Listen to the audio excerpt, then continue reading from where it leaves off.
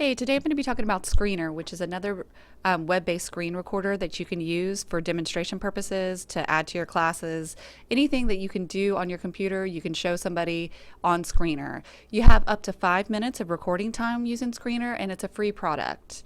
So one thing you have to do is use a little social networking. So you'll need to sign in with one of your social networking site. I'm going to use my Google Plus account and sign in.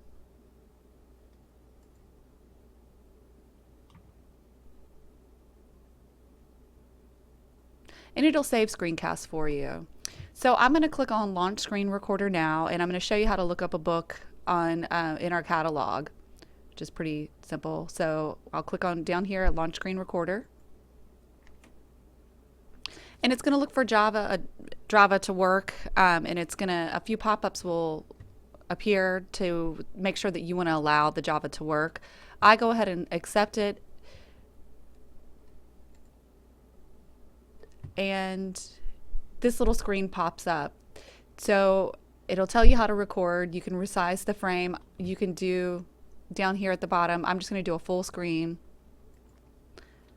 I'm going to click on the record button down here,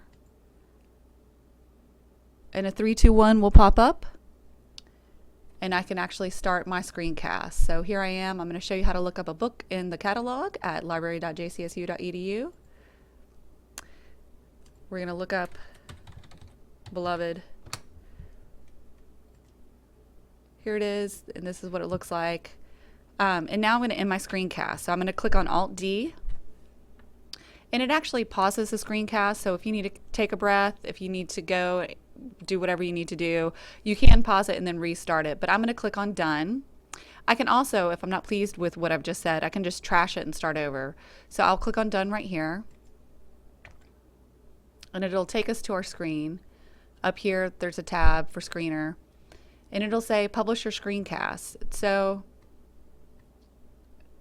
here's a preview of it. We can preview it really quickly, and I can actually start my screencast. So here I am. I'm going to show you how to look up a book in the catalog at library.jcsu.edu.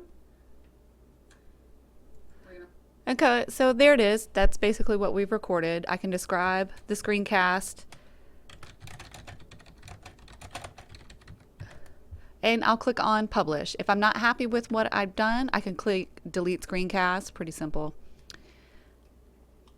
And it'll start to publish. Now it'll let you publish to YouTube, and it'll also let you download to an MP4. So if you want to save it to your hard drive or a thumb drive or your hard drive, and that's really great when you're in class and then you don't have to rely on the internet to make it work, because we do get some slow times, and it often takes time for things to buffer. So I would suggest downloading it as an MP4 if it's something you want to show in the classroom. So it publishes fairly quickly, which is nice. And once again, here am I can share the screencast if I want to use some social networking. I can tweet it. I can get an embed code if I want to add it to a website. Here's the URL if you would just want to cut and paste that and send it out to your students. Once again, you can download it as an MP4, which I highly suggest if you're going to show it in class. You can publish to YouTube, or you can delete the screencast. It's very simple. It publishes it to their Screenr site, which is at screenr.com. Fairly simple, great for free. If you have any questions, if you want some help using this software, you do need a microphone hooked up to your computer. Just let me know. You can reach me at morr@jcsu.edu, or you can find me in the library. Thanks so much. Once again, I'm Michelle Orr.